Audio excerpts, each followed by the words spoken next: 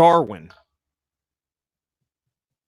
Blake Jarwin. Seriously? I was really hoping to hit the live button in time to hear you drop the F-bomb. Oh, come on, man. That's just a microcosm of the week. Brutal. Well, we are live. Hey, everybody. If anybody is actually listening yet. I'm going to ramble a little bit first before we actually start the show. A, hope people show up. B, man, StreamYard likes cutting me off in the beginning. So, apparently Blake Jarwin just scored a touchdown. And Blake flipping Jarwin. And nobody cares. Brian's angry, though. Unbelievable. Couldn't have been Cooper. Couldn't have been Gallup. Couldn't have been Zeke. Couldn't have been Jason Witten. Blake freaking Jarwin. Nobody needs Jason Witten either. It's fine. Gosh. Okay. Well, I'm Dynasty Outhouse and I have a trading problem. And I'm Brian Haar and I also have a trading problem. And tonight I have a Blake Jarwin problem. I think the NFL is a Blake Jarwin problem. Hey, everybody. Welcome to... Man, this is why we need a show sheet. I think it's session 82 of the Trade Addicts podcast, a member of the DLF family O podcasts. And we are just about done with, week 9. It's week 9, right? I should have prepared maybe a little bit, but I did not. Week 9. Cool. We're almost done with week 9. And Brian and I were talking about how awful this week just was for both of us. And not like, hey, I scored 200 points, but I played against a dude who scored 210. No, I put up like 106, like everywhere. Right. Same. Like I had like Mike Evans, Tyler Lockett, Stephon Diggs, Adam Thielen. Like, you have one or two of those guys that put up 40 and then two dudes that put up a total of 8. Like that is like the definition of my week. And I hate it. You too. Commiserate. Don't make it seem like it's just me. It's you too. Yeah. It's just been a junky week, just all the way around. I've had a really bad week this week with my teams. Like you said, it was one of those weeks where you had an Evans, but then you had a Diggs, or you had a Lockett, but then you had an Aaron Jones, or you had a, it was just it was just a crappy week fantasy wise for me. So. All right. I mean, like, do you want to say how crappy of a week it really was? All right. Jacoby Brissett, knee injury. We don't know how long he's out. Paris Campbell broke his hand. He's going to be out forever. Preston Williams, something with his knee. He's out for the rest of the season. Yep. I'm really praying that it's just the Dolphins shutting him down because he's too good. Could be. Because I've become a very big fan of this dude and I have a ton of shares. So I want him to not really be hurt. Lev Bell is getting an MRI on his knee.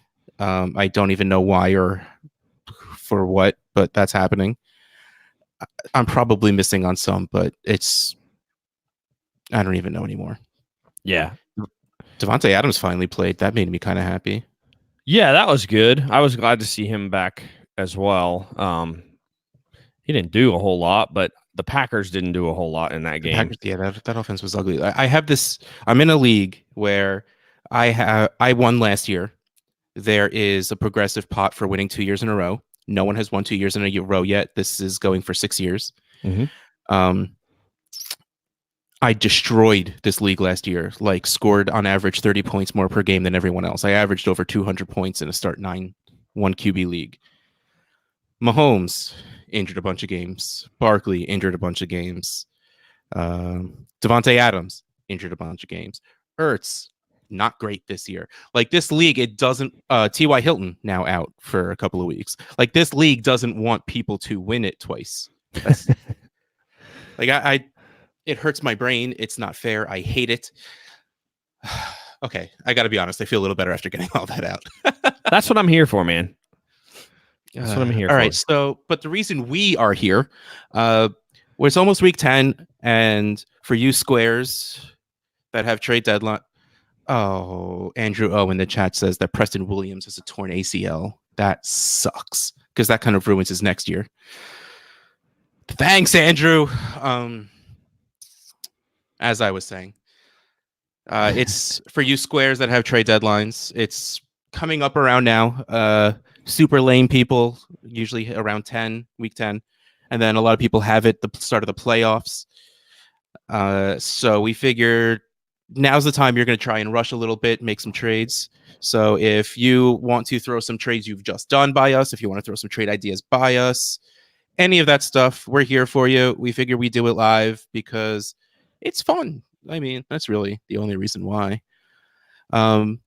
We also have, man, the Trade Addicts leagues have been living up to their names lately to the point where I've just kind of stopped trying to do the polls because I don't have enough time to do them all. But at least if no one comes in asking for trades, we still have a ton of trades to talk about. So I have a question. Okay. You said you don't have the time to do the polls. Yeah. Do we no longer employ our anyone? Oh my goodness. Well, see, the problem is it happens with both Stoops and with Rocky, where it's like, okay, they offer to help, and then I send a couple, and then like, you know, they don't post it, so like I end up posting it myself, and then after a while I just like, you know what, I'm just not going to bother them anymore. Then they both go, you haven't asked, so I'm just, you know, is it cool if I just stop? And I'm like, yeah, that's fine, just, you know, like, so that's just what happened again. All right. Rocky was helping. I sent him a few. He was probably super busy. Like 2 days goes by, and I'm just like, you know what, fuck it, I'll do it. And now Rocky's just like, dude, I'm just gonna unlink myself. I'm like, yeah, that's cool, I get it. Yeah. So we're back here again. Anybody wants to be an intern, start posting stuff for me. Hey, built in like 3,300 followers. If you want to just use that as your account, I'm fine with that.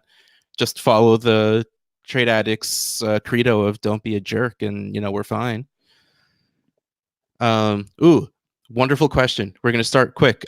Eric Miller, Dufresnes, our wonderful, beautiful patron. How do you get your league to abandon trade deadlines? Old fuddy-duddies are old fuddy-duddies. People are afraid of change. That's really what it comes down to. And it's going to be tough. But, I mean, like, the best way, like, it's funny. Like, we had last year 4 Trade Addicts leagues, I think, I want to say. Mm-hmm. And we have no deadlines. In one league did the trading go crazy into the championship league. And actually, that's a lie. No, in 2 of them, because in Trade Addicts 2, you destroyed that league by creating the arms race. What do you mean in Trade Addicts 3 is made it a hell of a lot more interesting over the final couple of weeks. It also was awesome. It makes it so much fun. But also in Trade Addicts 3 is the only league where it seemed to actually affect the outcome of the game. Yeah. And the dude that lost, while upset that he lost, completely understands the rules, understands what happened again. And he's like, no, dude, like, why should I be upset? I had the chance to do it. I was going to dance with the girl that got me there. So, I mean, that's just what it is. Like, there's literally zero harm. Having a deadline and saying you're afraid people are going to screw their team over or something like that, that just means you're thinking you have bad owners. Like, that's what I love. Like, I've gotten super lucky. We are so lucky. Yeah, we are so lucky. Like, we haven't had any jerk that's like, you know what, I'm selling out for this championship, and then I'm just going to leave if I lose. Like, everyone who has made trades going into the playoff has made fair trades. And, you know, the people, even like from both sides, you know, no one's going to sell their picks too cheaply to go get some dude that may or may not help them. No dude's going to sell, I mean, Fitzgerald's a terrible, like Emmanuel Sanders for a third. Just, you know, nobody's going to take a third for Emmanuel Sanders just because they're out of it. They're going to want fair value. And because they know, if anything else, you not giving him to that guy is going to screw that guy over. And that's half the fun of being in a league, not just winning, making sure other people don't win.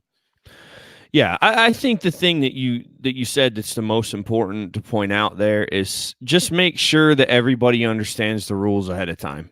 Because if you have somebody that didn't catch that in the initial, in the initial creation of the league, or if they're coming into an orphan, make sure they're aware, because if they come in and then they find out in the semifinals that there's no trade deadline, then they're going to be pissed about it. So, yeah, we're both definitely team no trade deadline, and.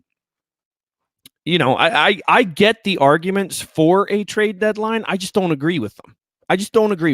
It's kind of like and I know this is going to get into dicey waters here. Let's It's do kind it of nice and early. it's kind of like no veto for me. Like, I, you got to take the chance that yes, exactly, never veto. So you got to take the chance with your leagues. I mean, I guess part of it for me too is that I try to give everybody that I meet the benefit of the doubt in terms of being a good person. The majority of people are good people. The majority of people aren't going to screw your league over. Now, yes, you probably all have examples of somebody who has screwed your league over. I've been in leagues where that's happened too. But the majority of people, what usually happens in that case is one guy does it and the rest of the people are pissed. And it's like, get him out. Like, that's it. Like, get him out, you know? So the majority of people are good people and aren't going to do it. So for me, you know, I think it's just giving people the benefit of the doubt and making things clear, making sure that that they know, look, there's no trade deadline. You can do this. There's nothing within the rules that says you can't do this. So, you know, and I think the majority of the guys, again, you know, we saw it last year in the 4 trade addicts leagues last year. I mean, 2 of them had trading into the playoffs, and realistically, just the one was, you know, affected the outcome per se. But it wasn't a deal that, like, it's like you said, it wasn't a deal that completely screwed the team. You know, it wasn't were like all fair they trades. were fair trades, right? It wasn't like somebody was selling, you know, their next 5 first-round picks for, you know, whoever, or like you said, the Sanders for a third. That's a great example too. I mean, it's just, you know, that didn't happen. So you know, and plus it makes it more fun. It makes it more fun. If you need a piece, you can go get the piece you need potentially if you can find someone who's willing to deal with you. So Yeah. Real quick, J Mike up in the chat said where my hose at, and I just want to point out right here, by the way. Yeah, right here. Here we are. Also, here's our wonderful Trade Addicts podcast hoodie, our wonderful hashtag Never Veto t-shirt that could all be found at ffpodshirts.storenvy.com. 10% goes to Fantasy Cares. That's charity, yo. Get all in on it. That's right. You're a bad person. There, I said it. But going back, you know, I was talking about being square, being lame, and all that stuff, dude. If you want to play with it, if you want to play with the deadline, play with the deadline. Like, I am completely against league shaming. Everyone has their preferences. I just think you're wrong. Just saying. And oh yeah, by the way, Rob says the hoodie is amazing. He also has one, so he knows. He's not just saying. But we did have a question in here we go. Josh traded Adams and Shepard for Carson, 2020 mid to late first, 21 first, 2020 mid to late second, 2020 early third. Wow. Okay, real quick. Is Shepard alive, and is Shepard going to play in the NFL again? Are we granting Cook's level concern that he had 2 concussions in the same year? I'm kind of there. I'm not Cooks. I mean, Cooks he's had like half a dozen. I mean, he's had a ton. Shepard did have the 2 this year. He might have had 1 in a previous season as well that kept him out a few games or whatever. I'm not as concerned with Shepard yet. But yeah, I mean, you got to at least be aware of it. But here's the thing too. I mean, I'm saying that, but one of the things that I argued against Davante Adams incorrectly, just want to point that out one more time, how incorrect I was about Davante Adams. I will never let you forget that one. You won't have to, man, because I was wrong. I mean, it's as clear as day with Adams. I missed that. I was wrong on it. So, but one of the arguments that I used to use with him was, oh, well, you know, I mean, he had the hit from Danny Trevathan that I thought he was dead. Right. He got rocked. His helmet, I forgot about that. Changed shapes. It was insane. And that was like his 3rd concussion of that season or something like that. And he's had several that have been pretty severe. So, So that was an argument that I I was using. super forgot about those. Yeah, and now we don't even think about. I mean, I don't even think about it when I'm thinking about Devontae Adams. So it just depends on. I think the Giants should be cautious with him here the rest of this season, especially, and make sure. Make him change his helmet to the best helmet he can possibly wear. They're not playing for anything. They got Golden Tate, who's sort of the same thing. Exactly. All right, cool. Yeah. So let's actually get to this trade. Yeah. Now, you're rebuilding. Ooh. I'm going to guess Josh is rebuilding. I guess he could technically tell us. I'm not a fan of getting Carson when you're rebuilding, but Carson, a mid 21st and a 2021 first. I mean, I think that's kind of value for Adams. I mean, that's 3 firsts right there. And then a second and a third for Shepard right now with what he's going through, I also think is pretty fair. So I think you did get fair value for this trade. Would I do it? Honestly, sorry, Josh. I don't think I would, unless like there's nothing else I can get and you just you needed to do something for some reason. It's tough for me to send someone like Adams and not get a receiver back. I love Carson, but the way that dude plays, he's not meant to be in this league for 4 or 5 years or anything like that. Like, he's going to flame out after 2, and that scares the crap out of me.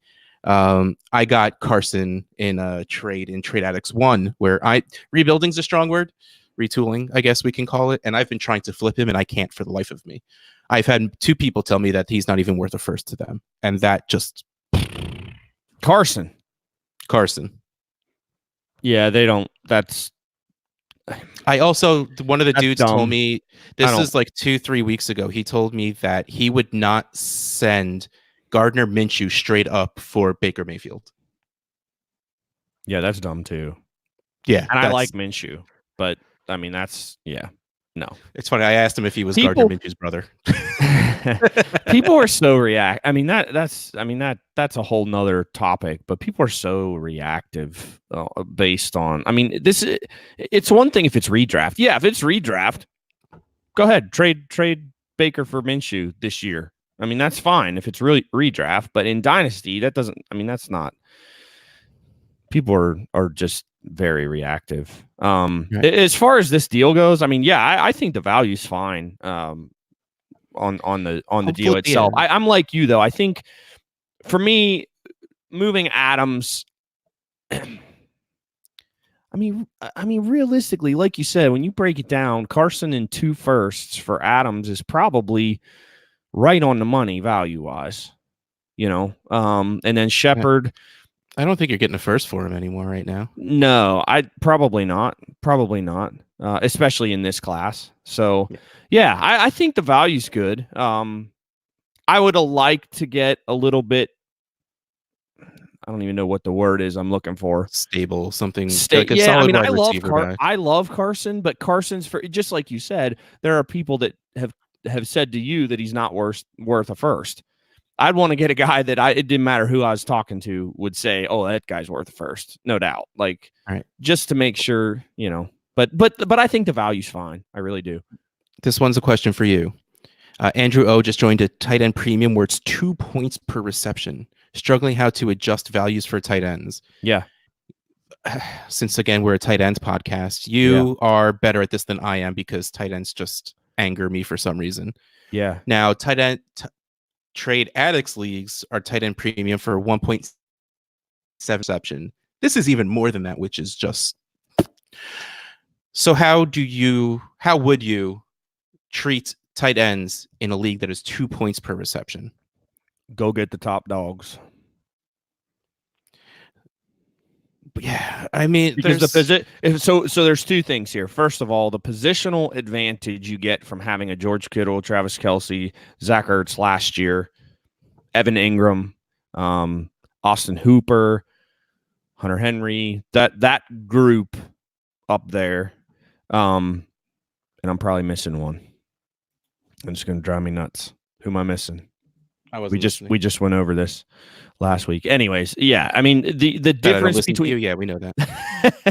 The difference between those guys and guys that are the mid-range tight ends, the Vance McDonalds, the Chris Herndons, the whoever else you want to throw in there. The difference between those top dogs and those guys is so significant, even in a regular league, like where there is no premium. Now you add an additional point per reception on top. It's an insane. We talked about it's an insane disparity. I mean, you need that. You need to get one of those top tight ends for sure, as many of them as you can. In my opinion, I mean, I back that up, but based on what I do in the trade addicts leagues, because I always prioritize tight ends. There's not a trade addicts league that I play in where I don't have one of those top 4 or 5 tight ends, and in a couple of the trade addicts leagues, I have 2 of them. I have Kittle and Kelsey in 2 different trade addicts leagues. I have Kelsey and Ingram in one. So this is definitely a strategy that I believe in heavy tight end premium leagues. So how do you adjust for the value? Just to give you an idea, in the trade addicts leagues last year, Zach Ertz and Travis Kelce both outscored the top scoring wide receiver Devontae Adams last year, and it was by, I don't know what it was exactly, but it was significant, double-digit points. I mean, it was something like 20 or 25 point difference. So that kind of gives you just an idea of how much those elite tight ends, and that was 1.75. So in a two point per reception premium, they're even more valuable. So right now, at this point in the season, Austin Hooper is the 14th highest scoring player. It looks like Michael Thomas, Tyler Lockett are the only wide receivers above him. Mm-hmm. And let's see real fast if I can do this. McCaffrey, Dalvin, Eckler, Aaron Jones are the only running backs above him. So he's, I already lost count, like the top 6-ish non-quarterback in a Superflex league.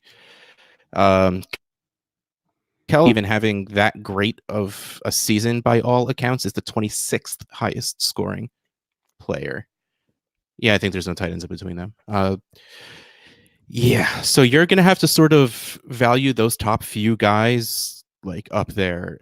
If I'm at a 2 point per reception, man, if I have the turn, I have no qualms going Kelsey, Kittle, and I'd be thrilled with that. Kelsey, Kittle on that wraparound again, pick up 2 quarterbacks and log out. Who cares what the rest happens? Right. Yeah, that was fun. That's crazy. 2 points per tight end. I mean, you got to find a way to make these. 2 tight end leagues are terrible.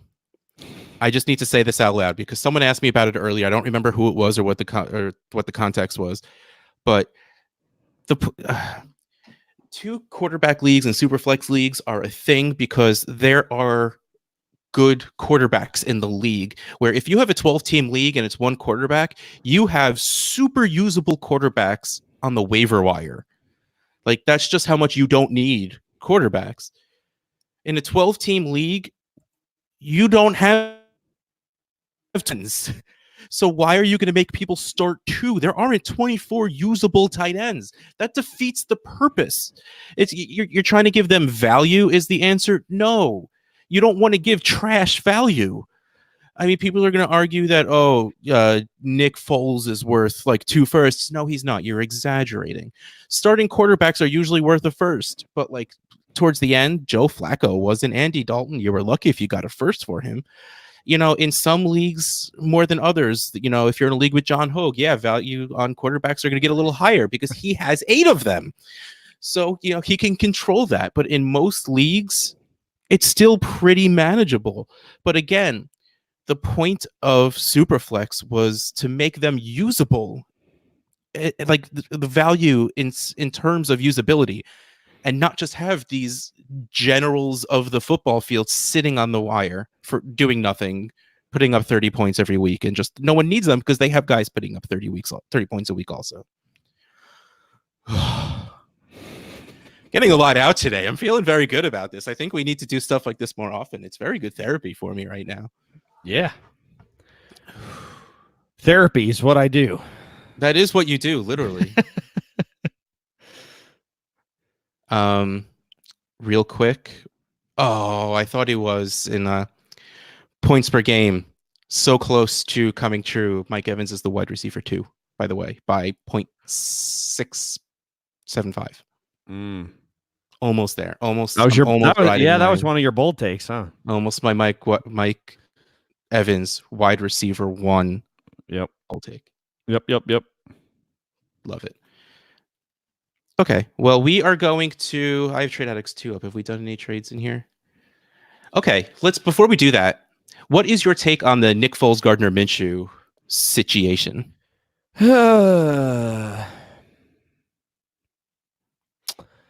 You know, I don't. More So importantly, hold on real quick. yeah, At Rex Fantasy, Bobby, yes, friend this of the is show. amazing, right? He's doing the mustache for No Shave November, whatever you want to call it. And he was fundraising for it and said if he got his goal of $500, he will take a picture with the aviators and the headband, because let's face it, the dude kind of looks like Gardner Minshew in the first place. And he made it real fast. We're getting that picture once that mustache actually gets us into its lustrous glory. Yeah. Okay, sorry, go.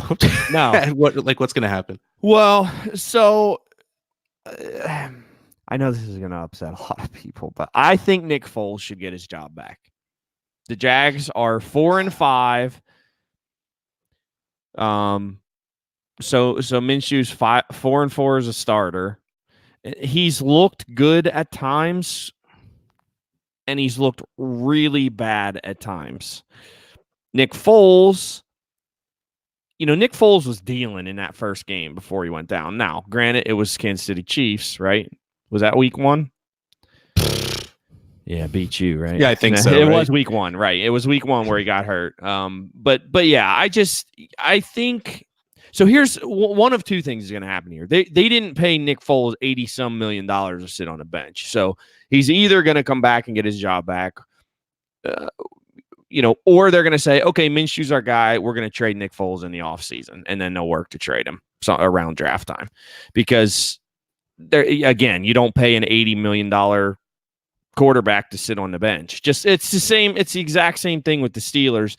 I mean, when Ben Roethlisberger comes back, he's playing, or he's not playing for the Steelers. You know what I mean? Like, he's not sitting on the bench for $32 million or whatever it is.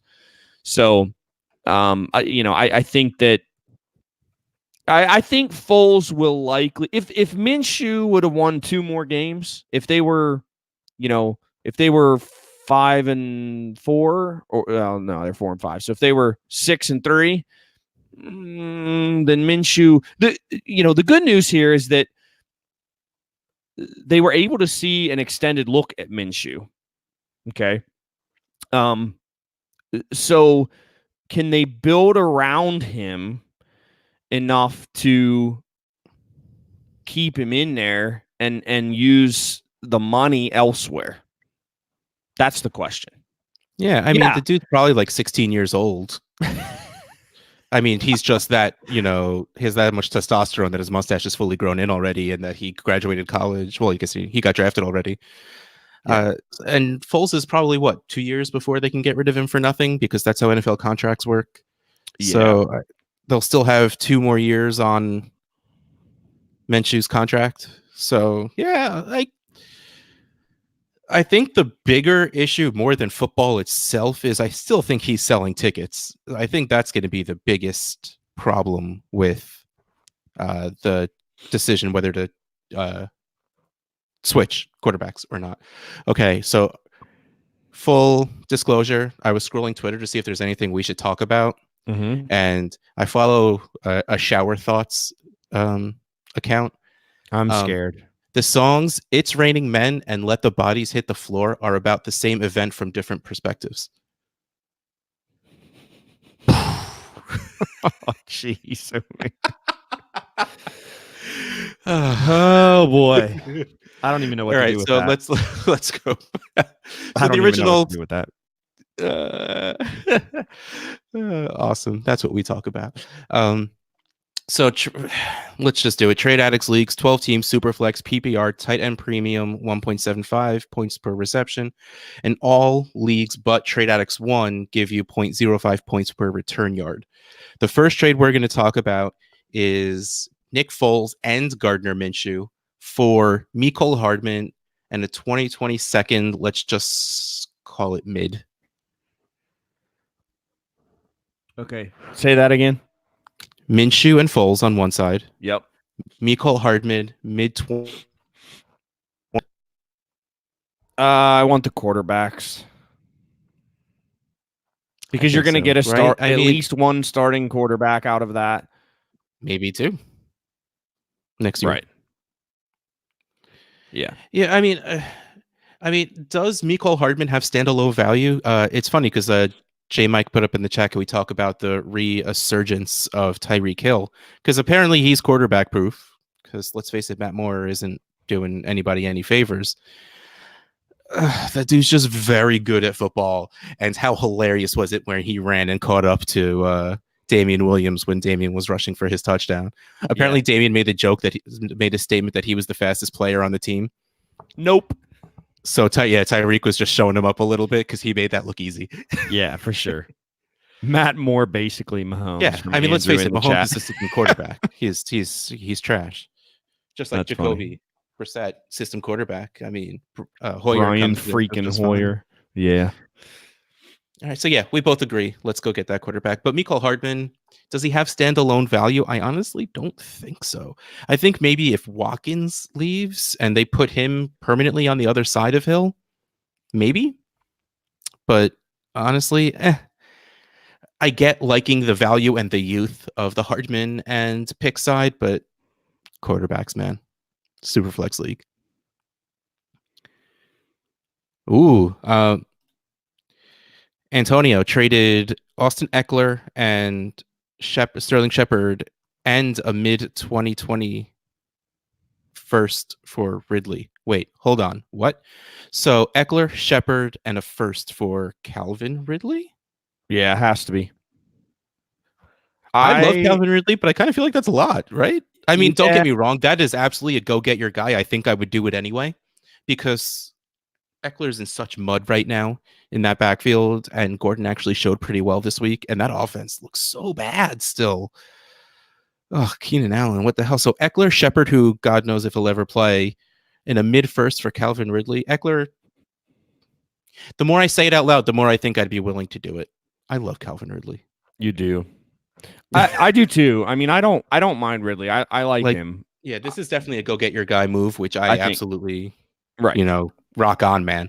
Yep. The value, like, you knew, like, what you had to do. You had to put an offer out there that was going to make him be like, all right, you know what, fine, I'll move Calvin Ridley. And you did. So good for you, man.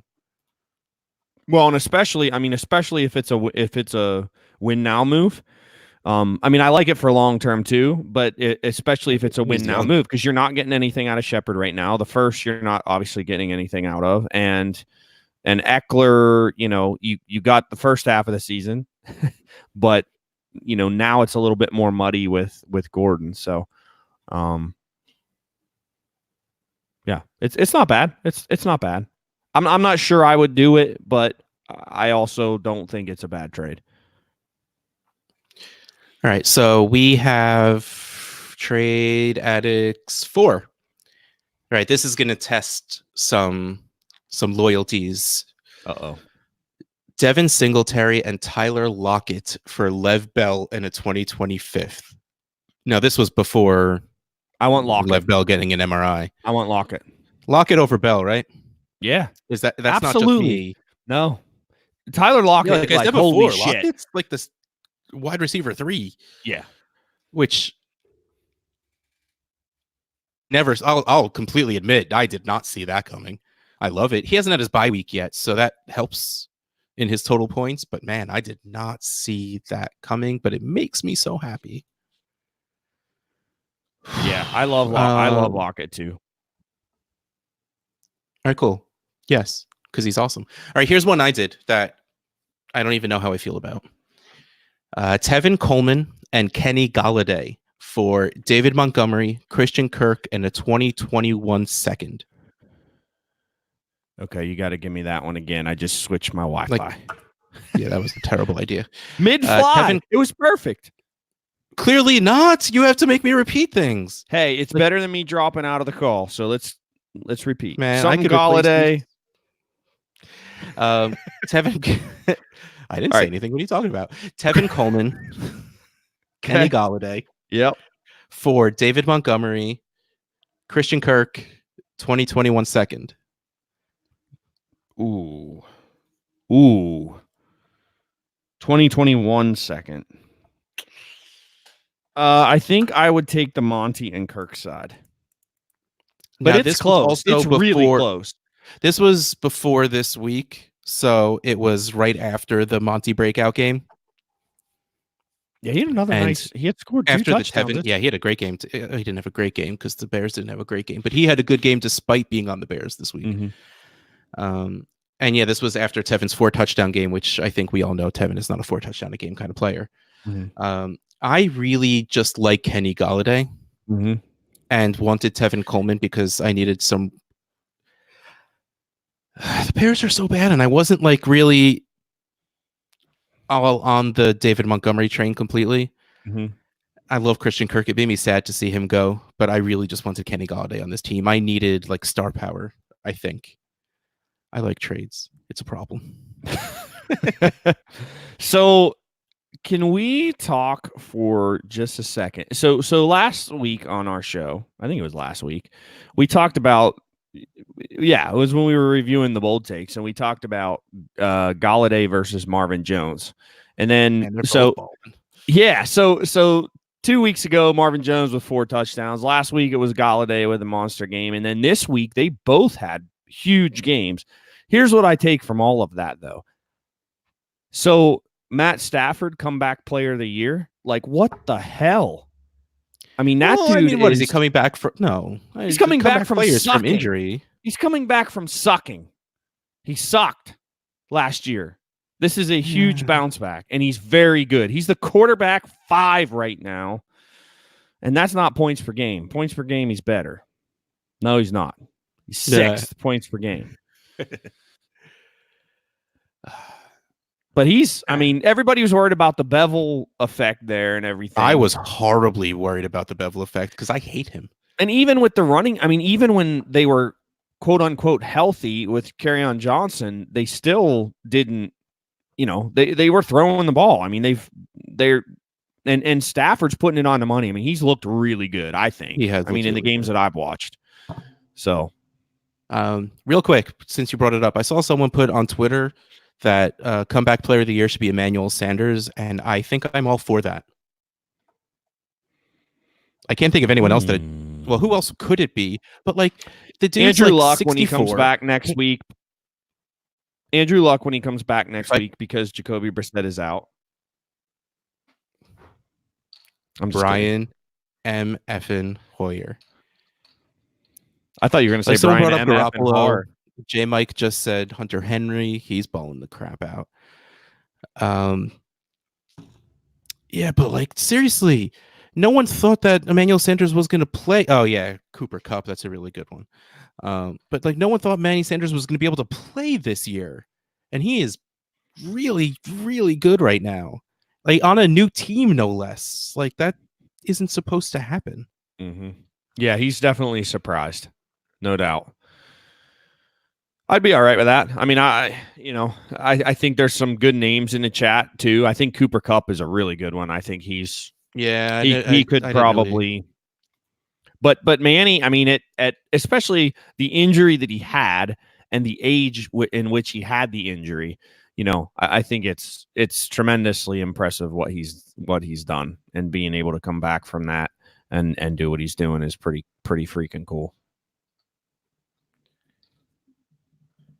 Sorry, I can't type in podcast at the same time. It's I don't know why I keep trying. Okay, so we have another Lev Bell trade. Okay.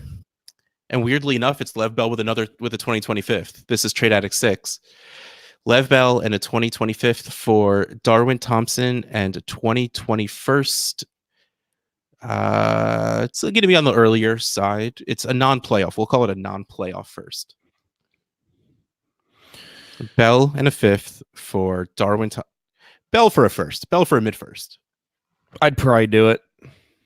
I'd probably take the first in that case. I mean, if Lev Bell was the Lev Bell that he was in Pittsburgh and he was performing like that, I would probably lean that side. But I mean, he's 27. He'll be 28 next season.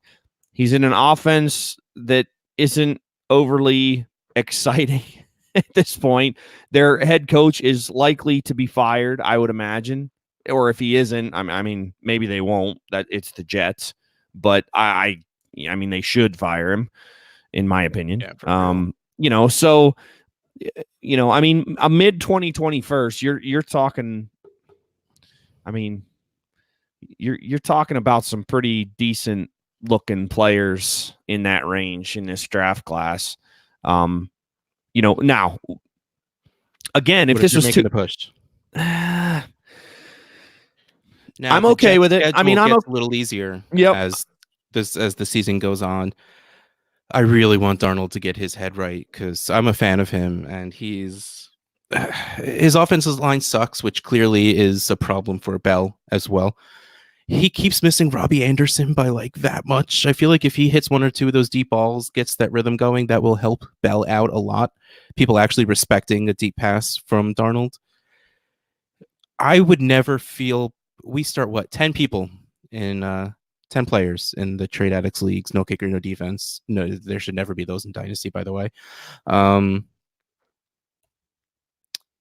would not be sad to have Le'Veon Bell be one of those people is when I'm making a push, because he will always have the chance to go for 20 points at any given time.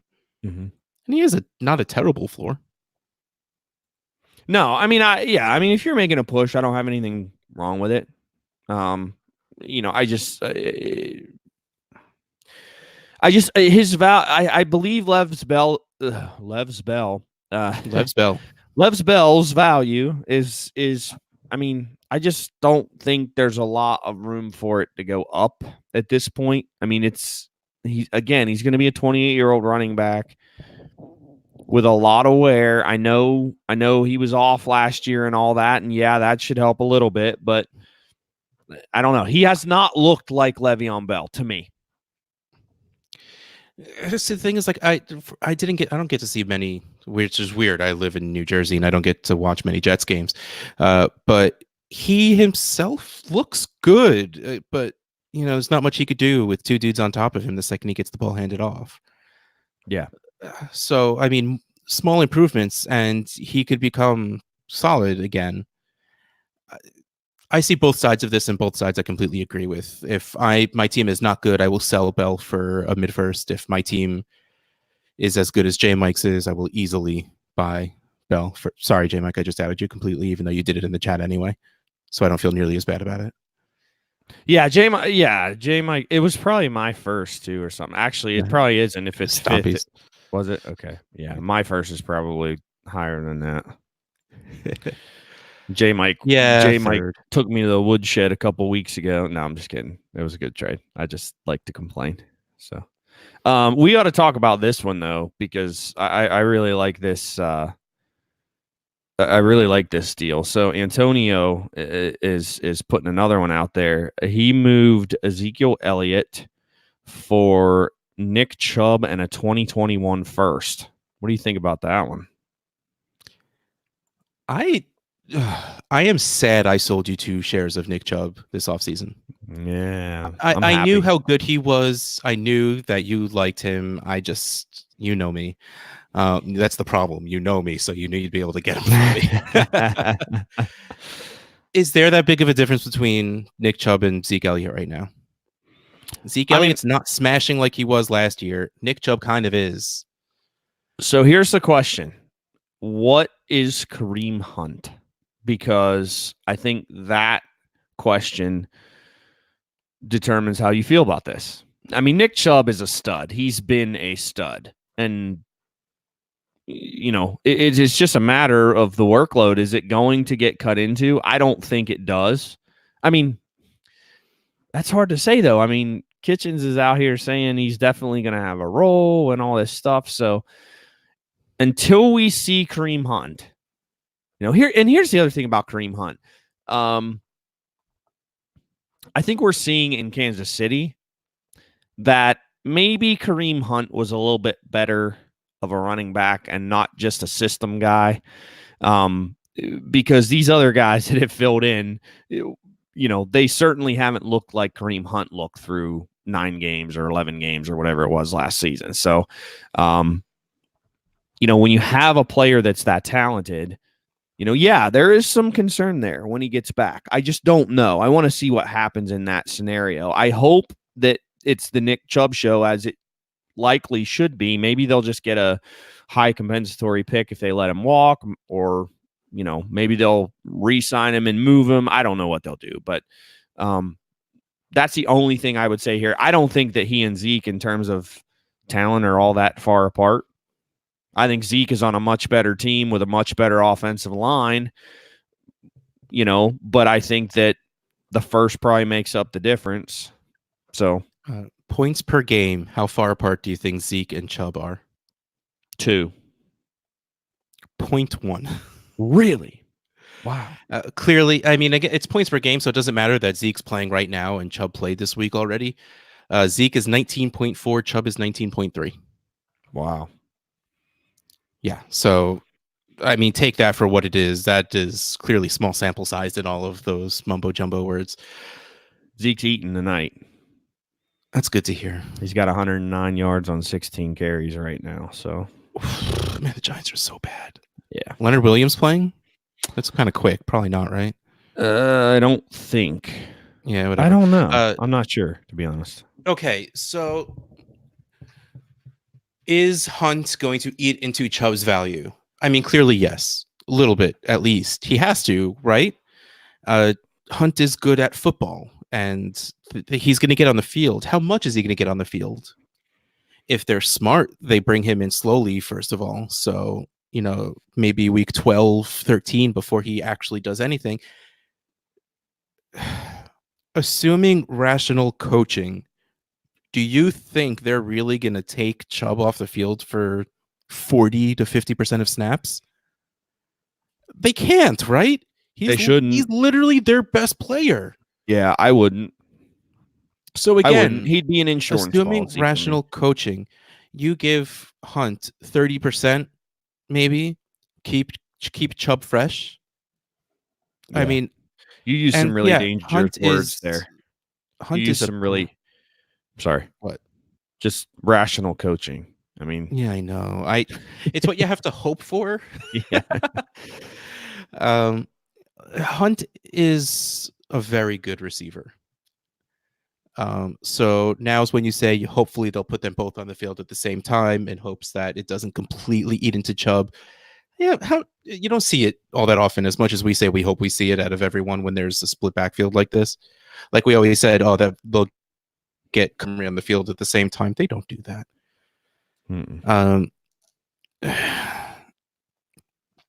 Yeah, so it's going to knock him a little bit. It has to, because it's taking him off the field, because Chubb's been playing.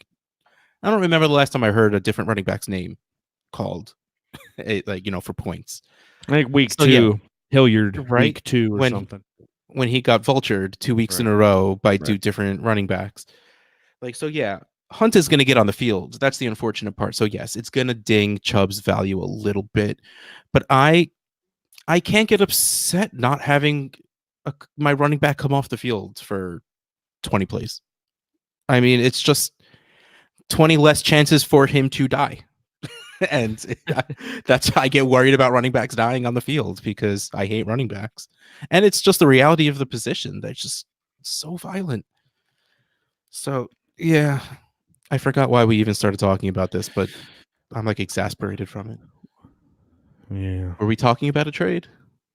We were. Chubb and Zeke for Chubb in the first. Zeke. So yeah, Zeke and Chubb to me are close enough as it is. If I can get a pick on top of either of them, then I would absolutely take them.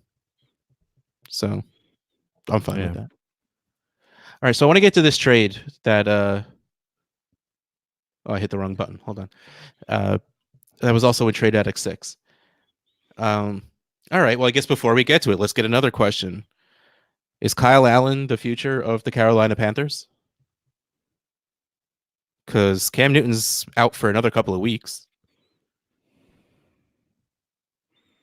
He's doing all right.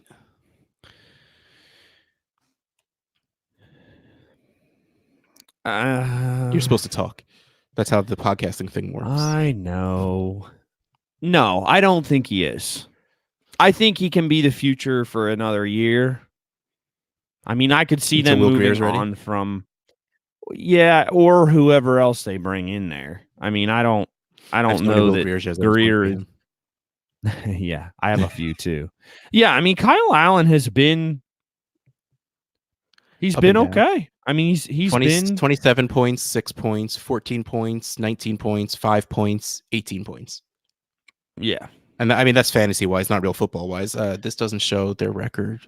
Yeah. So I don't know if they've been winning games or not. The first two games, so they have. That's they're 5-1 with him, I believe, as the starter. So that's pretty good.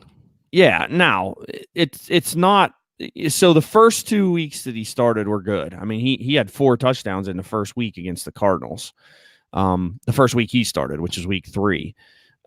Since then, he has 5 touchdowns total. So now he's not outside of the game against San Francisco, which everybody sucks against San Francisco this year. He had 3 picks against them. He's only thrown 1 other interception in his 6 starts. So he's protecting the ball, and he's letting Christian McCaffrey do Christian McCaffrey things. You know, Yeah, I think that dude's not fair. No. Just to put it out there. It's ridiculous. It's ridiculous. It's every single week now. So, yeah, I don't know. I mean, he's completing just over 60% of his passes, 9 touchdowns, 4 picks. Again, serviceable, not bad. Do I think he's the future? No, I don't. Okay. So that leads us into this trade. Kyle Allen, Amari Cooper, and Ryan Griffin, who is apparently a tight end for the Jets. Yep. For DJ Moore, Dallas Goedert, and a 2022nd. And that 2022nd is early. Super flex. It's a trade addict. Trade addicts league. Okay. All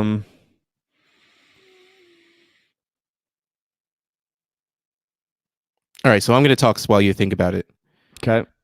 I love this trade for both sides. This is, again, a rebuild versus a contender. Getting Amari Cooper, I think, is huge for contenders. He is awesome. And that Dallas offense, it's rolling. I love the idea of DJ Moore, but his consistency is very not good. He gets a lot of, oh, gross. James, come on, man. Sorry. Yeah, I got into James the Brain just showed up in the chat. Hey, Brian, how come Saquon sucks this game? Is he just a glorified Carlos Hyde? That's messed up, man. So again, DJ Moore, he's been all right. 13, 18, 13, 7, 15, 15, 8, 17. There's no blow up games. Amari has blow up games, and the floor is, 7, 8. That's not a bad floor, but I would much rather have Amari Cooper on my competing team than, 22, 15, 26. There's a 43-point game in there. And it was versus the Packers, who, at one point this season had a good defense.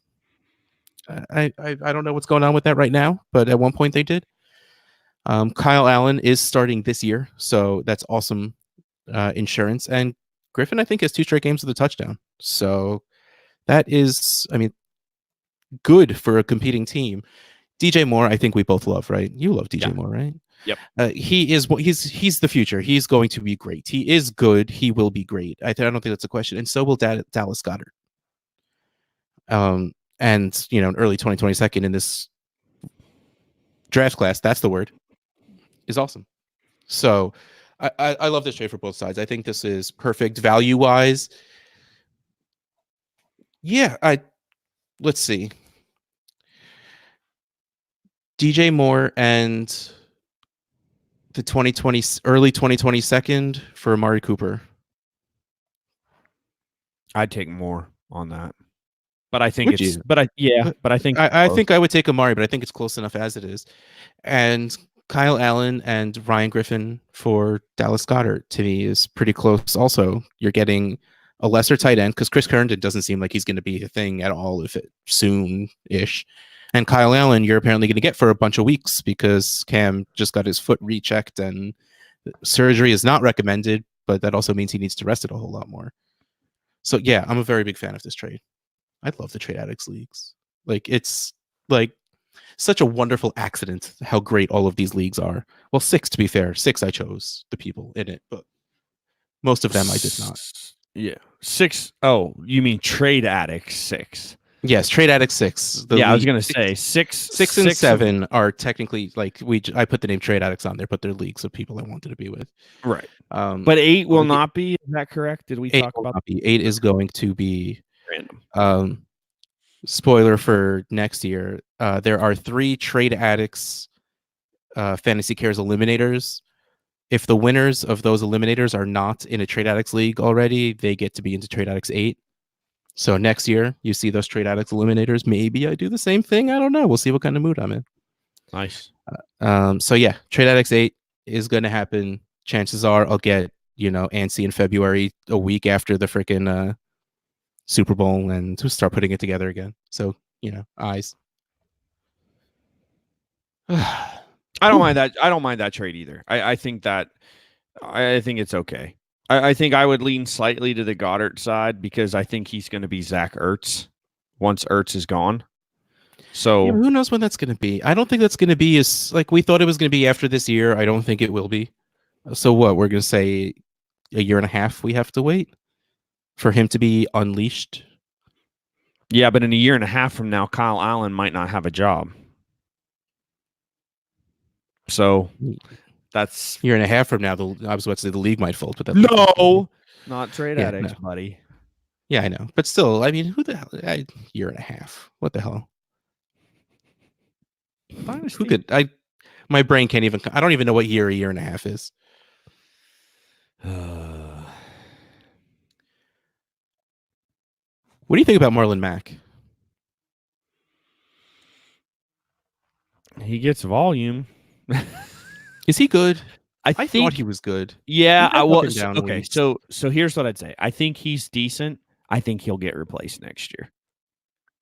Yeah, I'm still worried about I think they draft a 2020 running back. Yeah, I mean early enough, or like someone to go with him. Because I mean Hines. Hey, listen. Hold on. I'm sorry. I have to step up here because this is the second time now in the last 5 minutes that there's been like a rocket shot out of the chat over here. The slander on Saquon Barkley stops right now, or the show shuts down. I will shut this off. I have the power to do that. Russ, I'll just kick and scream and bitch and moan and be so freaking annoying that you won't be able to take it. And you will shut things down. You people do not listen to him. I can kick him off here and get one of you on so fast. Sorry. I remember these things. I'd be worried if you forgot. Keep it up, boys. Keep it up.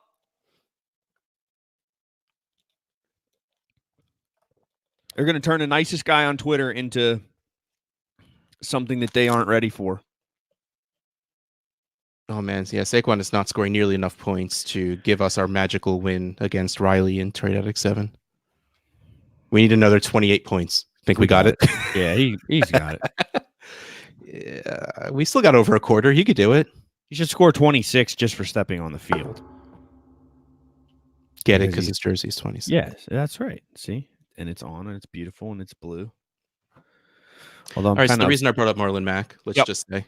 Yeah. Trade Addict 7 trade Marlon Mack for Jamal Williams, Preston Williams, and a 2021 second.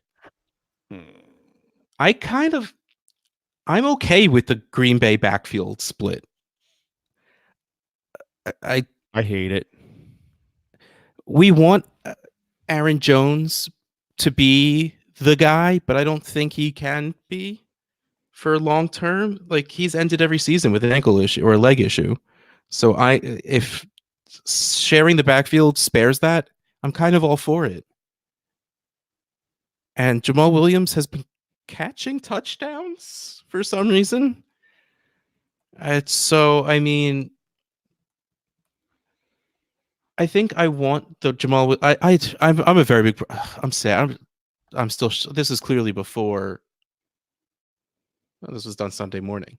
Yeah, this was done before Preston Williams' injury. So yeah, you are not done with J Mike. Don't even No, joke I'm not about done with that. J Mike.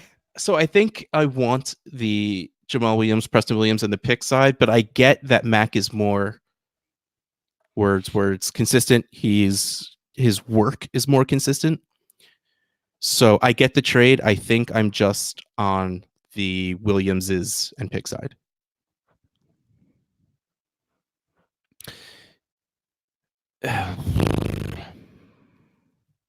Nice. Yeah, I think I am too. Unfortunately, I mean, I like Marlon Mack. I want him to be a thing. I'm just not But sure. Thanks. I'm just not sure. I'm not sure. I going with the idea that I think he's going to get replaced is why I'd say I'd go with the other side at this point. yeah, okay. Since we agree, there's no point to keep talking about it. Okay, so James the Brain dropped this one into the chat. Zeke for Chris Carson, Kyler Murray, Terry McLaurin, and a 2021 second in a one quarterback league. Usually, I would say 5-for-1s. I usually side with the one, but I kind of like those pieces. If my team is kind of trash and I only have Zeke, I think I would be okay doing this. And on the other hand, depending on the side, like if this is a 10-team league or a 12-team where you only have to start 9, I would sell those guys to get Zeke, to get that baller running back. There's a lot of good trades going on right now. This kind of makes me happy. I like it that like there's a lot of trades where I've been like completely understanding both sides or be willing to do both sides. Yeah, I'm trying to look at the pieces in that one again. Okay, Carson, Murray, McLaurin.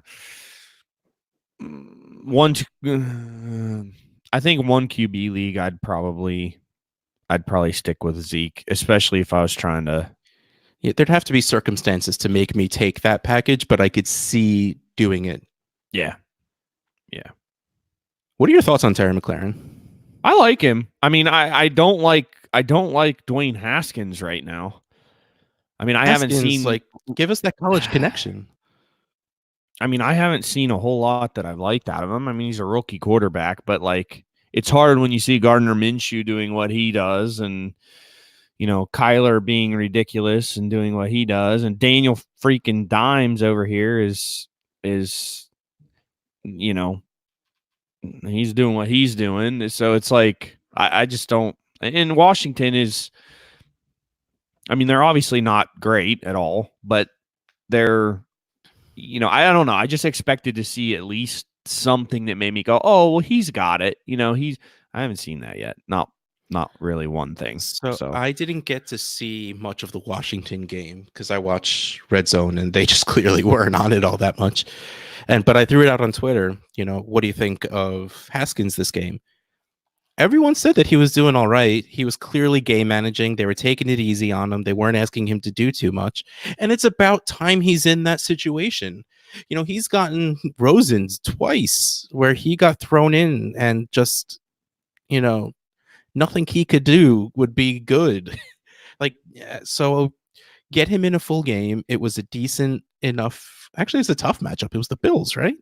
So, I mean, that's a very good defense. So for him to do okay in his first start, I think that's a good sign compared to what we've seen out of him. I just wish Terry McLaurin got more targets. Yeah. I mean, he had 144 yards passing. I'm trying to bring up the stats here, but yeah, that's not great.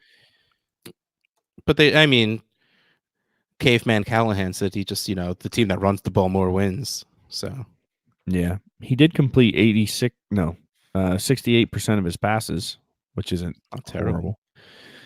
But Yeah, no one said good. They just said not bad. So I mean, this for his first start being not bad is not bad. I mean,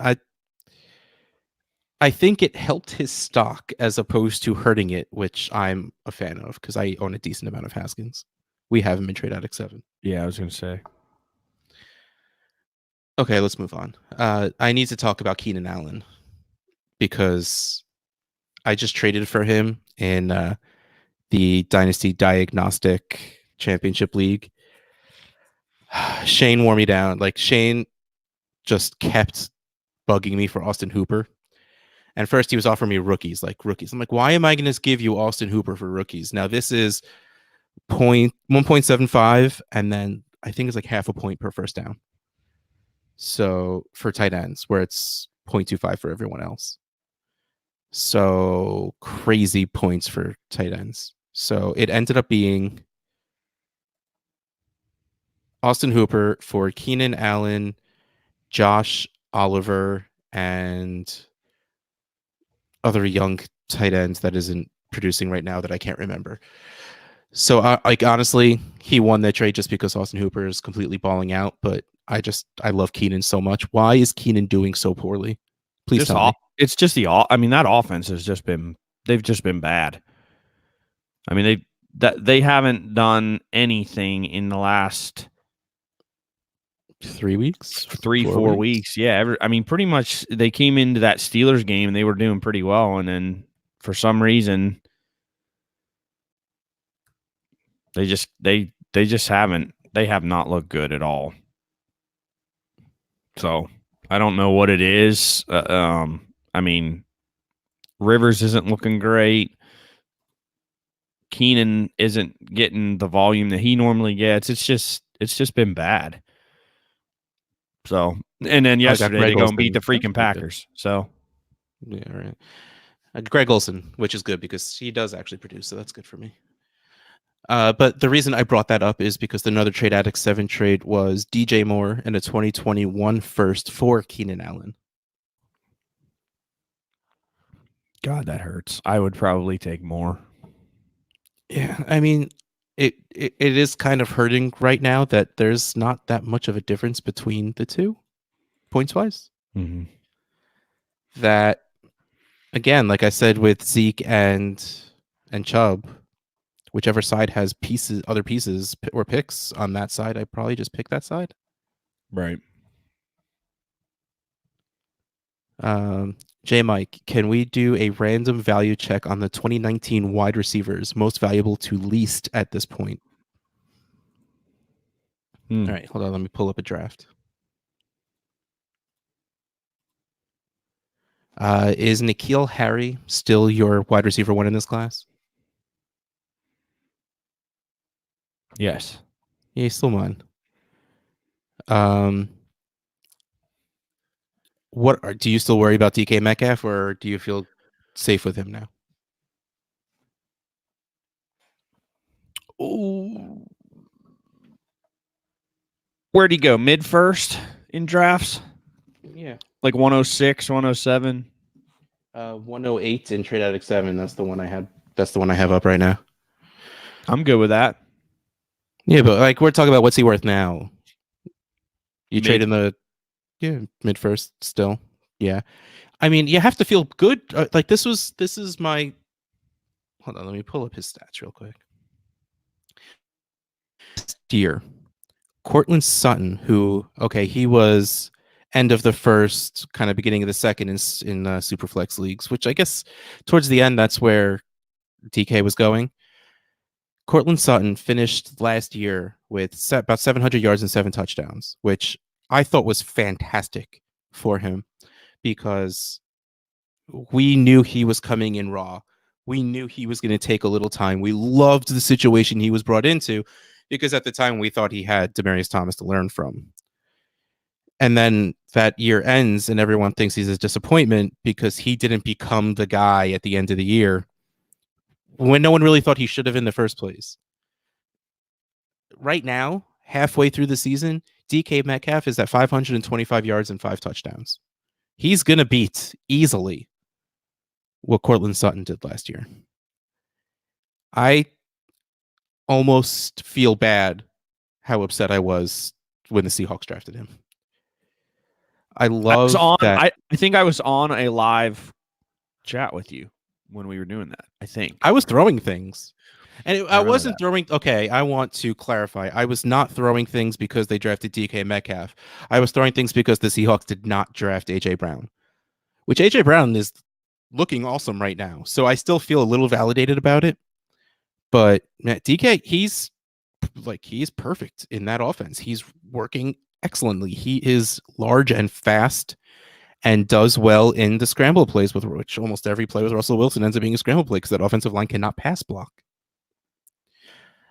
So yeah, I'm a much bigger DK fan now than I was before. We just talked about AJ Brown. I'm upset that I let him. Honestly, I think it was my Corey Davis love more than my AJ Brown dislike that made me not draft him as much. I still just wanted AJ Brown to be Corey Davis to be a thing. Excuse me, you're sitting there muted, and you can't cover for me when I yawn. Apologies Thanks for that. I'm back. Oh, Antonio brings up the question: does Josh Gordon cut into DK Metcalf? Honestly, no. I think yes. When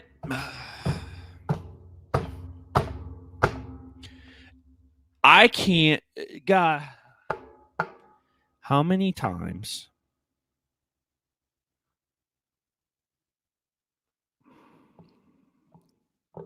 Just spit it out. Josh Gordon is going to disappoint you. I guarantee it. I do not understand this. I do not understand the infatuation over this guy. Every year since 2013, we're not talking about 2015. We're not talking about 2016, 2017, 2018. We're talking about 2013. 2013, Josh Gordon was a star.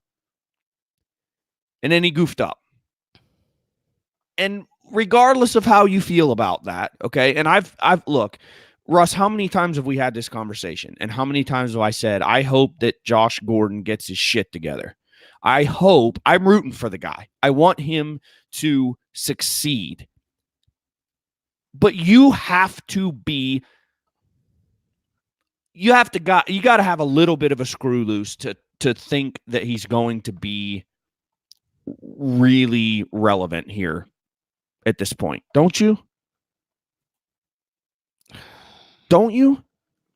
I mean, why do we keep coming back to this guy? This guy's going to end up. Is he going to take? I mean, you just spent the last 5 minutes talking about DK Metcalf and how he's on pace to crush what Cortland Sutton did. So we're talking about Cortland Sutton, who I don't think there's a lot of people that have him as. I mean, he's a top 20 wide receiver, isn't he? In Dynasty, right? I'm okay. Very biased. I feel the same way though. I mean, I think he's a stud, but I don't understand if DK is going to crush those numbers, and we're assuming that okay, does DK Metcalf move into that? Is that impressive, or is that we don't say his name is DK? I didn't even remember his first name. So we're talking about him. He's going to crush what Cortland Sutton did as a rookie. Okay. And he has Russell Wilson as his quarterback probably for the majority of his career. I mean, you probably assume Russ is going to go another 8 to 10, right? Yeah. So, I mean, we're talking about why is Josh Gordon? Why? Because he's another tall, fast guy who can take targets away.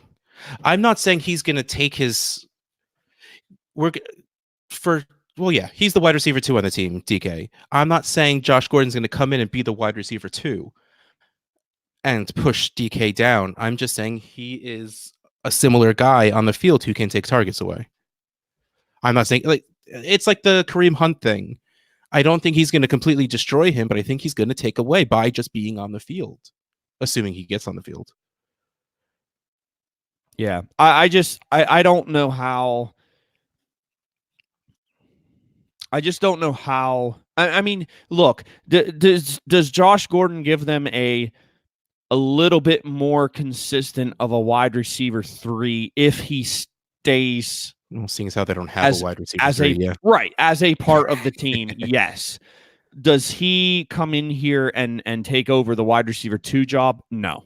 Josh Gordon Yeah, no, to I don't think so either. I think they have a little bit of similar skill sets. Well, DK is going to be faster than Gordon at this point, but I think they are similar enough where some of the targets that could have gone to DK as a run around in circles, throw the ball, can also go to Gordon. yeah, I And like in a guess. play or two where DK would have stayed on the field, even though he's a little gassed, they can pull him off for Gordon. You know the guy that's really screwing us here in the National Football League is Amir Abdullah, because I get so sick of, like, people hang on. I'm not even going to say it. Say it. People fear Amir, right? Yeah. People stay on guys, right? I mean, we all have those players that it's like we just want them to succeed, you know. And Josh Gordon, it seems like, is one of those guys that so many people, it's just like, well, you know, the next opportunity is going to be the one. The next opportunity is going to be the one. And we're 15 opportunities from when we first started saying that, and none of them have been the one. And the guy's now 29 years old and can't stay on a team that, you know, has proven that they'll bring in anybody to win. New England, I mean, they bring in anybody. They bring in Antonio Brown after he loses his damn mind. You know, they have Gordon. They have, you know, they're not afraid to take shots on players and give them an opportunity, and that's fine. I mean, I don't have a problem with that. I just, you know, Josh Gordon can't stay on that team, and if he can't stay on that team, I don't, you know, I don't know what makes Pete Carroll think he can.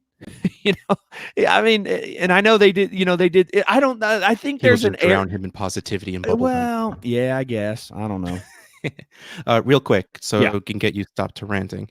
Antonio asked if you like Calvin Ridley or DK Metcalf better. I like I think Ridley that better right now. me too. As a player, yes. As a fantasy asset, I need a game or two to see if Ridley's targets are going to get that much better with Sanu gone, which I think they should. Yeah, I think they should too. With a healthy Matt Ryan, which I'm hoping happens now because I have a share or two that I kind of need to use. So yeah, I definitely like Ridley better. I think that's pretty easy for me. But you know, it was asked, and I wanted to get you to stop talking about what's his name already. Okay, hold on. Let me. Things got silent, so let's pull something. Oh no, that's the trade we just talked about. So, hurry up, people! Give us another trade to talk about. Yeah, Saquon, take that, you Saquon haters. I don't even know what he did. I wasn't watching, but Andrew just said he ripped off a big run. So take that. Can we talk about the amount of leagues I dropped Jacob Hollister in? Yeah, already? you said that. You mentioned that. I saw that earlier on Twitter. You mentioned I that. had him held from when he was on the Patriots practice squad last year. I've just held out because I mean, let's face it, it's a dude named Hollister on the Patriots. It's a perfect fit. And then he gets traded to 65-yard reception for Saquon. That's nice.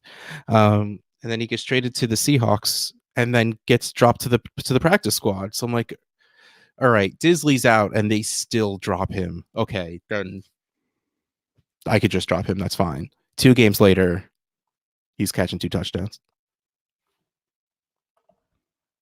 Did that really? What? Hold on. I'm sorry. I'm just. I think you're bad at this podcasting thing. No, it's not. I'm distracted because these games, these football games. I love football, man. And I have. Continue. I'm gonna do this smoothly. This has not been very smooth, has it? Yeah, but are we 2 very smooth guys? I mean, let's just put that out there. Oh boy. Ooh, I saw this one on Twitter before and it made me think. They don't give any league details or anything, but uh, what? So I told you I needed 7.5 from Michael Gallup, and he just scored a touchdown. So I was able to beat So as Addison. long as it was a 1 yard 5 yard touchdown, you're good. That's Yeah. in one play. It was a 15-yard touchdown. So I ended up beating Addison in that league today, which is good. Take that, Addison. Love you, Addie. Just trash talk. You're the worst. I'll tell you, here's what I'm going to do. So I'm going to look at all the Trade Addicts leagues, and I'm not going to look at do-gooders because you're going to kick my ass in do-gooders because everybody kicks my ass in do-gooders. But I'm gonna look into Trade Addicts leagues, and the next week that we play, we might try to have and I mean this is going to require both of us to ask permission, but we ought to sit for like the whole day of football and just I will trash you every point that my team scores. I will just commit that one day that we are going to live stream the entire thing. Yes, that entire afternoon of football. That one day is just going to be out of my element. I'm trying to grow and learn how to trash talk a little bit and not be quite as nice. And I will say mean things. Maybe we'll see how it goes, and we'll do it. Any way to get you to say mean things. Man. So back to trades. Yes. I saw this one on Twitter before, and it got me thinking. So he didn't give any league details, but this is at DFF_Frank E. Mark Andrews and Christian Kirk for Dallas Goedert and Mike Williams. Andrews and Kirk, easy for me. I don't know why I can't commit to Mark Andrews. Oh man. That's the guy I forgot, by the way, earlier when I was going through the tight ends. That was the one I forgot. And I can't believe I forgot him. I should punch myself in the face for that. You should do it right now. Oh, that kind of hurt. You deserve it. Okay, but he seems to have consistent target 8, 9, 7, 8, 7, 8, 8. Okay, 3, but that was the Patriots, so it's not really. But I mean, 31 points, 6, 16, 13, 18, 7, 5. And this is with our scoring. And you have to imagine most people don't have the 0.75. Like, I mean, I guess that's still pretty consistent, except for the fact that he put up 7.4 against the Seahawks, who are just atrocious at guarding tight ends. I don't know what it is. Here's why you commit to him. Lamar Jackson. Because Lamar Jackson looks for him. That's why. Does Lamar Jackson have the best cut over any running back in this league? Yes. Like, that dude stops at nothing. No. Yes. It's amazing watching him run. It's amazing watching him run. And at his size, too. I mean, it's just... Like, I want to watch Chris Berman, watch a highlight of the amount of times you'd hear that would be insane. Like he would like break. So apologies for blowing eardrums out there too. Worth it.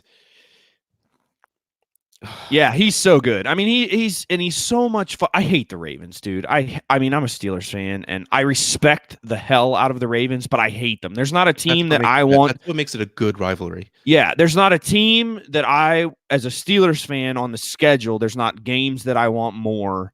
Now, some Steeler fans would say New England. That's not me. I want to beat the Ravens. That's the team every year that I want to beat. It's a true rivalry game.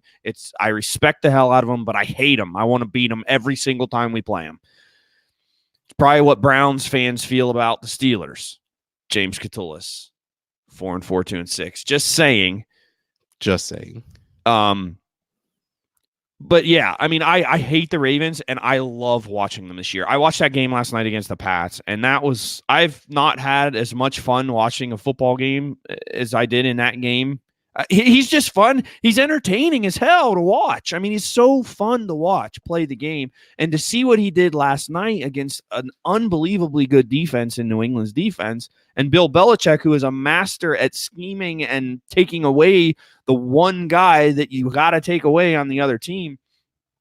It was incredible watching last night. And it's been incredible watching Lamar Jackson all season. It really has been. He's been outstanding and so much fun. David Montgomery or Calvin Ridley? Calvin Ridley. Yeah, I think so too. At this point, I'm just sort of scrolling Twitter and looking for trades because, I mean, we're kind of out, and it seems like our little chat has dried out also. Oh, DK Metcalf or DJ Chark. Do you believe in DJ Chark?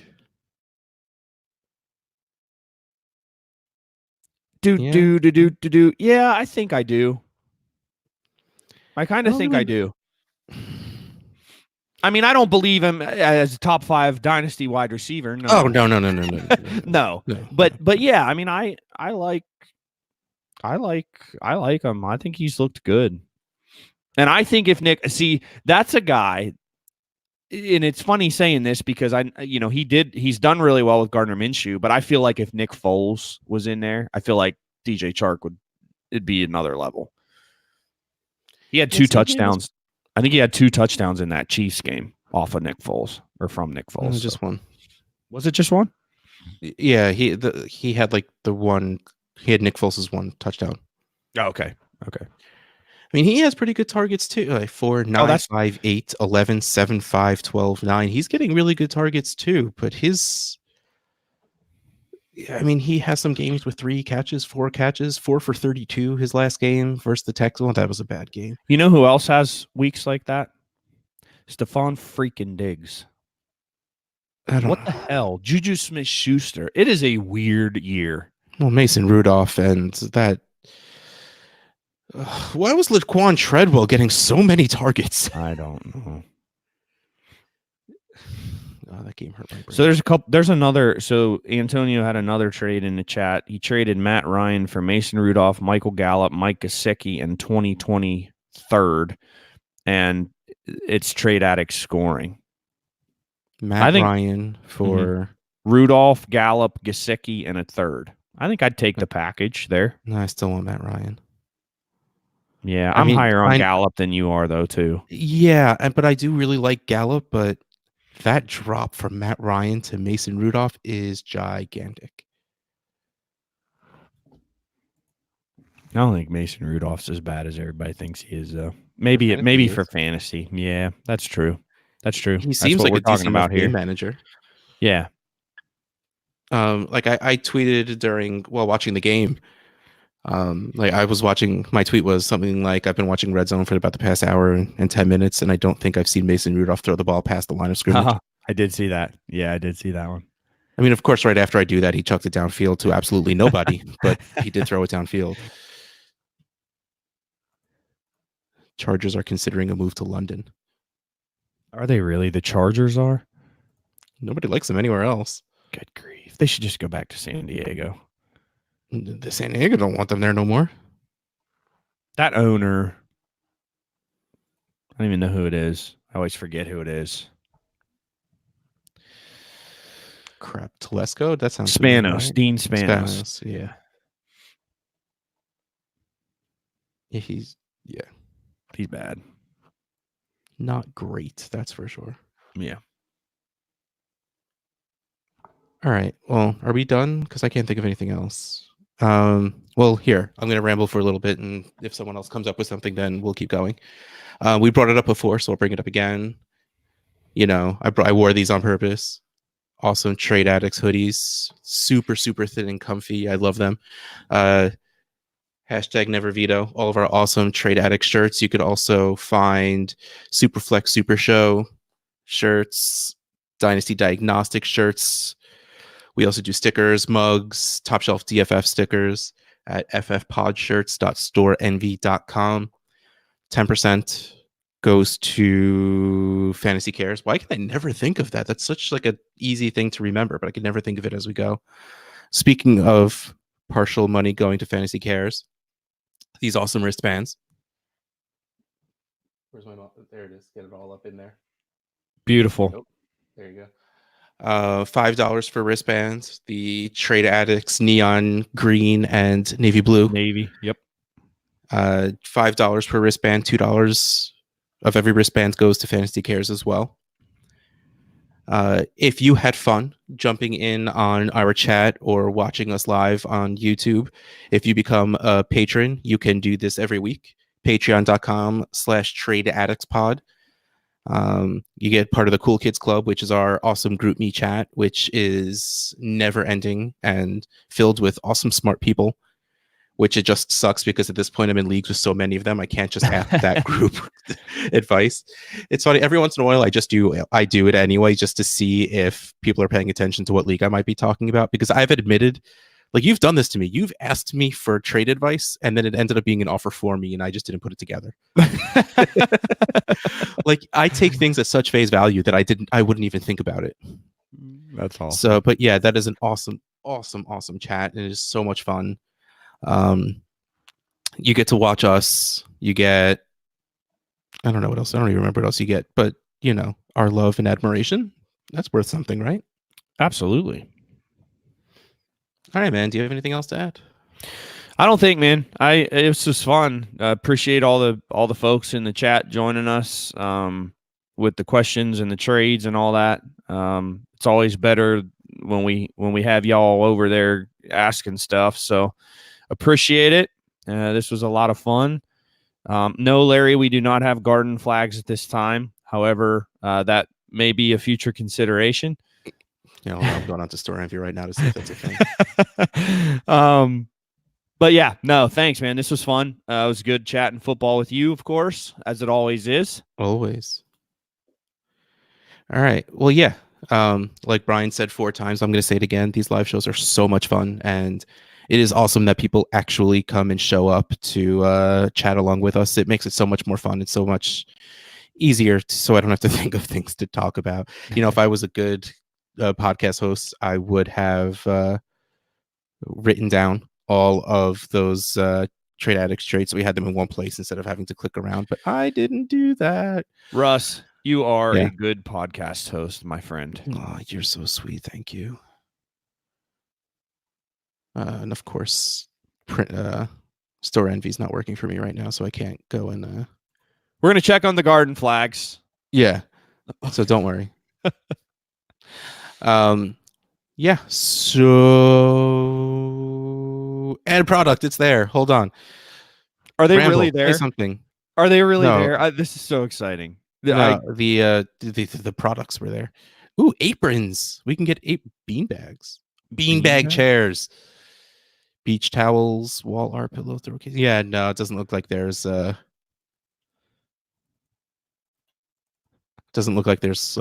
flags. Sorry.